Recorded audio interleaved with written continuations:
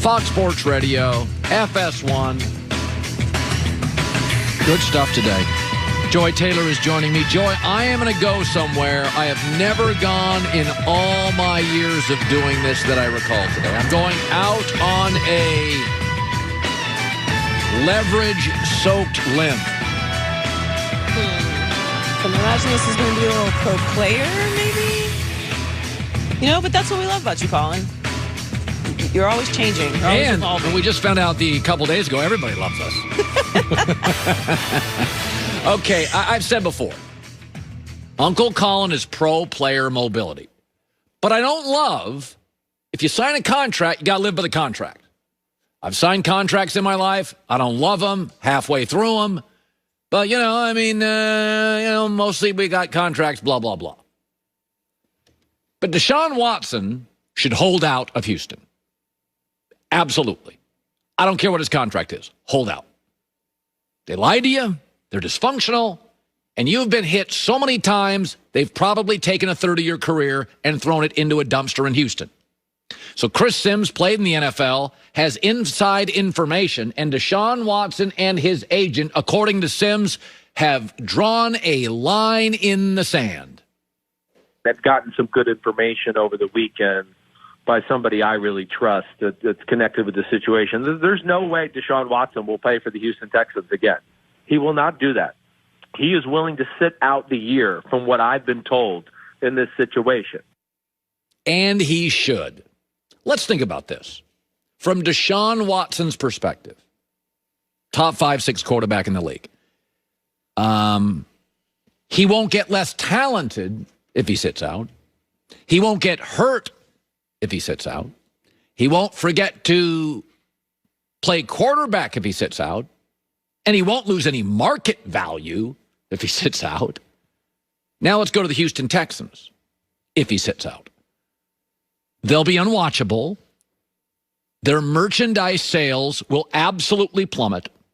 Fourth place is guaranteed. The owner's franchise, frankly, probably loses value.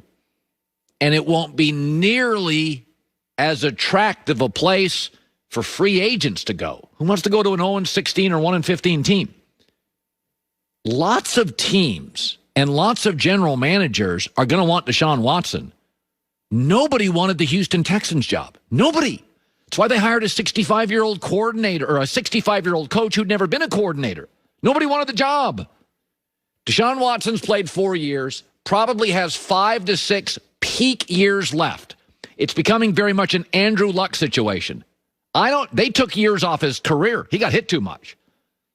And I want you to think about this as well. Because I believe if Deshaun Watson sits out, they're going to have the worst coach and the worst quarterback situation in the league. So in the division, David Culley, the coach, is going to face Urban Meyer twice, Frank Reich twice, and Mike Vrabel twice. That's 6 games guaranteed he's outcoached. Houston also has the misfortune this year of facing the NFC West. So he'll face Pete Carroll, Kyle Shanahan, and Sean McVay, outcoached. They also have to face the AFC East, Sean McDermott, Brian Flores, and Bill Belichick, outcoached. Throw in Kevin Stefanski for Cleveland, excellent young coach. So I'm just saying minimum. I don't know if Robert Saleh can coach yet. I don't know. I don't know about Brandon Staley with the Chargers. They face them. I have no idea. I don't know what we call Cliff Kingsbury yet. I think he's got a year left. But minimum 13 of 16 games, Houston will be outcoached. And if Deshaun sits out, in 16 games, they'll be out-quarterbacked. Why should Deshaun Watson go into a gunfight with a straw? Why? He's not going to forget how to play football. He's not going to get hurt sitting out. He's not going to lose his market value. He's not going to... Why? Why in the world would you play? I'm not saying every time an individual has leverage over a corporation, they have to extract it. I mean, if you think your corporation's well run, you like the people, you feel you get support, you don't need to pinch every penny. You don't need to extract every inch of leverage. But if your corporation can't get it right, gave you a bad programmer, your content suffers, you don't have the protection, you don't have the support, tell me who's got leverage here. Deshaun Watson's got all the leverage in the world. What about a contract? What about it? I don't see him as a flashy guy who spends all his money. That doesn't appear to be his personality. I mean, everybody that talks about him is like, great dude, community, family, not some crazy guy out there. He's got all the leverage. And I'm not a guy that does this. I'm not a guy that, I don't believe when you have a contract, you should be this obstinate. But in this instance, look at the coaches they face this year. So Deshaun Watson's going into a gunfight with a spoon. I'm not doing it. I'm not doing it. And I don't buy for a second that Houston won't take a phone call. I don't buy that for a second. There's always a deal to be made. Houston's going to lose market value, their merchandise sales, their ticket sales, fourth place. It's a disaster move. Get on the phone with Gruden, Belichick, Jets, get it done. All right, so this is kind of crazy. Tom Brady must have an amazing marriage. I mean, I have no reason to think it wouldn't be amazing. But this is a topper. So Tom Brady was asked about his preparation for the Super Bowl and his sort of focus, and he let this one out. I think the football preparation's been easier. There's definitely, in a lot of ways, actually my family's been out of town for the last 6 days. They're not coming back in town until Saturday. So I really had an empty house for, will be 12 days leading up to the game. That's the most prep I've ever had. Could really focus on what I need to do, from a football standpoint, have time to get my body right. Tom Brady has a 22,000 square foot house with 7 to 8 bedrooms. He needed to be by himself. Honey, we'll be over in the right wing. No, I need more focus. Honey, we won't bother you at all. Folks, I've lived in a house that's 4,000 square feet. It's a nice house. This one's almost 6 times the size. So you could have parked my house in the garage of Tom Brady's house. And it wasn't enough. It's not enough space, honey. I don't have enough space. I need to be more alone and quieter in the house. This is an amazing marriage. If I suggested I needed 90 minutes of quiet to get a podcast done, I may get kicked out of the house. But now this sounds crazy, right? You're like, this guy's crazy. And I'm thinking to myself, it's Brady's the guy. LeBron's got this. He's always getting the edge.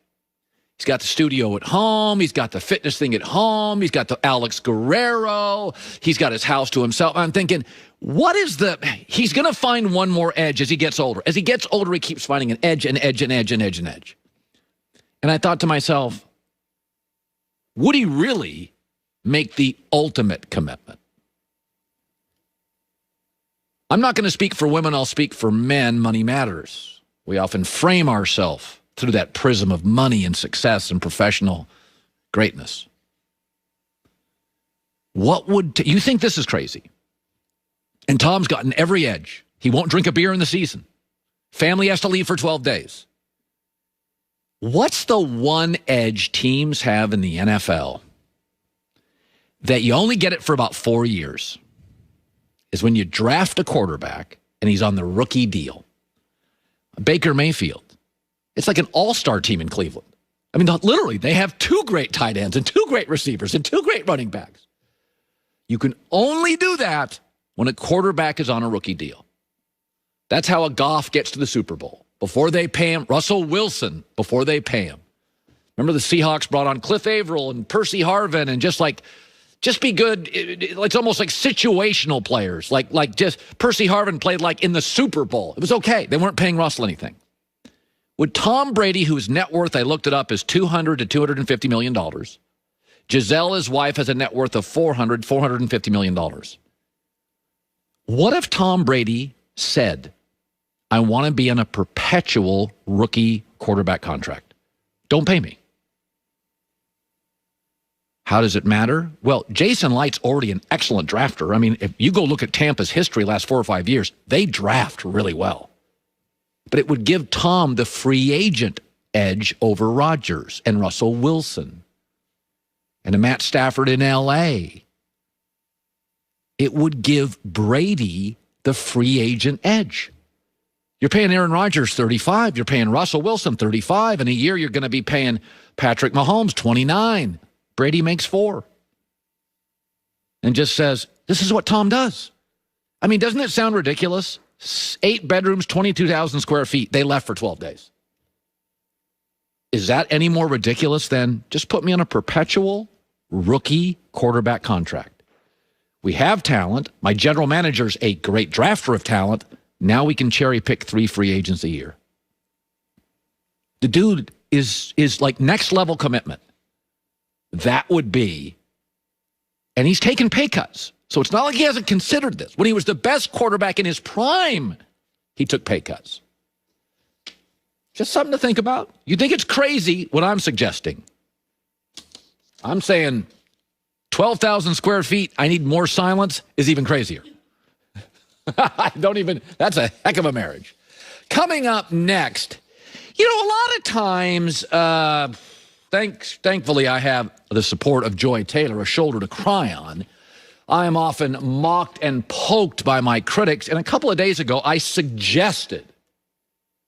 merely suggested the Raiders could probably favor to get Deshaun. And you were mean to me. I appear to be right. That's next.